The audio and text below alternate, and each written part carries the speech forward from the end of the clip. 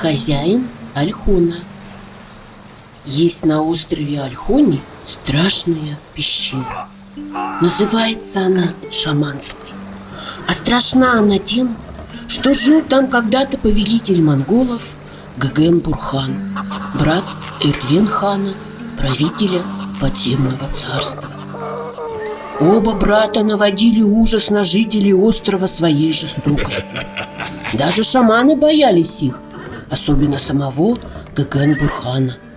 Много невинных людей пострадало от него. И жил в это время на этом же острове, на горе Инжимей, мудрый отшельник хан Гута-Бабай. Власти Геген-Бурхана он не признавал, да и самого его знать не хотел. Но во владение его никогда не спускался. Многим доводилось видеть, как он ночами разжигал на вершине горы костер и жарил себе на ужин барана. А пути туда не было. Гора считалась неприступной. Пытался грозный хозяин Альхона подчинить себе мудреца-отшельника, да отступился.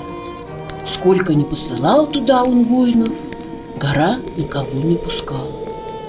Всякий, кто отважился подниматься на гору, сваливался мертвым, потому что на головы непрошенных гостей с грохотом обрушивались огромные камни.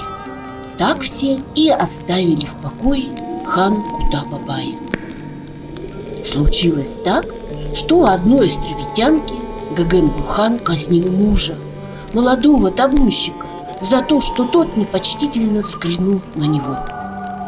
Ударилась с горя молодая женщина озимь, залилась горючими слезами, а потом, воспылав лютой ненавистью к Геген-Бурхану, стала думать о том, как избавить свое родное племя от жестокого повелителя.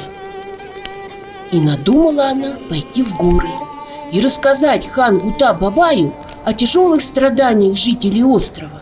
Пусть он заступится за них и накажет Геген-Бурхана. Молодая вдова отправилась в путь. И удивительно, там, где срывались самые ловкие воины, она поднималась легко и свободно. Так она благополучно достигла вершины горы Ижемей, и ни один камень не свалился на ее голову. Выслушав смелую, свободолюбивую островитянку, хан Гута-Бабай сказал ей: «Хорошо, я помогу тебе и твоему племени, а ты возвращайся назад и предупреди об этом всех островитян». Обрадованная женщина спустилась с горы Ижемей и исполнила то, что наказал ей сделать мудрый отшельник. А сам хан Гута-Бабай в одну из лунных ночей опустился на землю Альхона на легком белопенном облаке. Припал он к земле ухом и услышал стоны загубленных Геген-Бурханом невинных жертв. «Верно, что земля Альхона вся пропитана кровью несчастных», — возмутился хан Гута-Бабай. «Геген-Бурхана не будет на острове, но вы должны помочь мне в этом. Пусть горсть земли Альхона окрасится в красный цвет тогда, когда мне это будет нужно». И наутро отправился к шаманской пещере. Разгневанный повелитель вышел к мудрецу-отшельнику и враждебно спросил его: «Зачем пожаловал ко мне?» Хан Гута-Бабай спокойненько ответил: «Хочу, чтобы ты оставил остров». Геген-Бурхан еще больше вскипел: «Не бывать этому! Я здесь хозяин, и я расправлюсь с тобой!» «Я тебя не боюсь», — сказал хан Гута-Бабай, огляделся и добавил: «Есть и на тебя сила». Поглядел по сторонам и Геген-Бурхан и ахнул. Невдалеке стояли плотной стеной нахмуренные островитяне. «Так ты хочешь решить дело битвой?» — скричал Геген-Бурхан. «Я этого не говорил», Опять же спокойно сказал хан Кута-Бабай. Зачем проливать кровь? Давай лучше поборемся. Так по-мирному будет. Давай. Долго боролись Гыгын-Бурхан с хан Кута-Бабаем. Однако никто не мог добиться перевеса. Оба оказались настоящими богатырями, равными по силе. С тем и разошлись. Договорились решить дело на следующий день жребием. Условились, что каждый возьмет по чашке, наполнит ее землей, перед отходом ко сну каждый поставит свою чашку у ног. И у кого за ночь земля сделается красной, тому покидать остров и кочевать на другое место. А у кого земля не изменит цвета, тому и оставаться владеть островом. На следующий вечер, согласно уговору, они сели рядышком на войлок, посланный в шаманской пещере, поставили у ног своих по деревянной чашке, наполненной землей, и легли спать.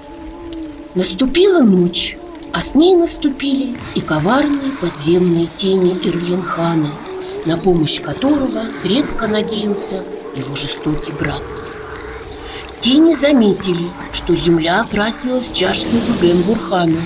Немедленно перенесли они эту чашку к ногам хан Кута-Бабая, а его чашку к ногам Гыгын-Бурхана.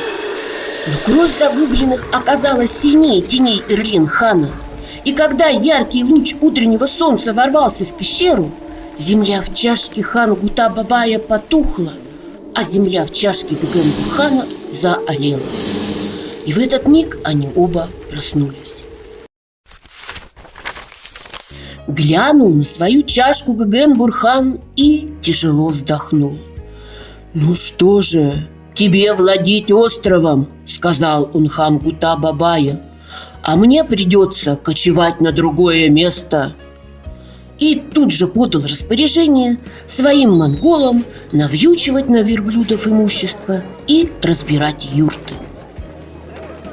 Вечером Гыгын-Бурхан приказал всем лечь спать.